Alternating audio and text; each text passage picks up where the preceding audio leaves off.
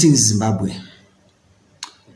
I have been reflecting on our situation as a nation, combining the various inputs I have been getting from citizens who have been urging us to act and do something about our situation.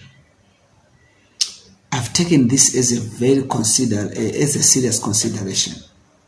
I've not taken this decision lightly, but I seem to agree with a section of Zimbabweans who have said, let us call for a national day of outrage against corruption as a way for us to express ourselves and our anger at corruption.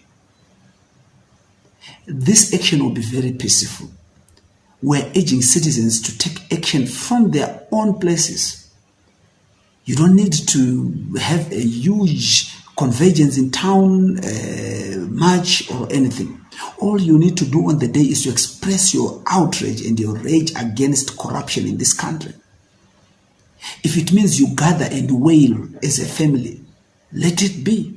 If you are going to beat up pots, let it be. If you are going to blow your whistles, we want to show our rage against corruption. That we are sick and tired of our situation. That we are sick and tired of what is happening in this country. We want it addressed. And it's going to be done peacefully. This call is a peaceful call for Zimbabweans to show their rage against corruption.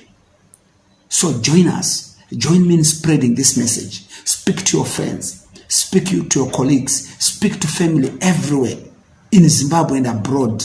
Let us observe this day peacefully. Let us make sure that we speak out against corruption.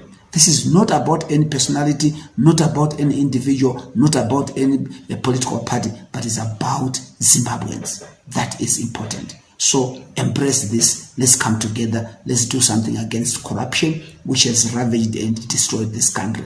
Thank you and God bless you.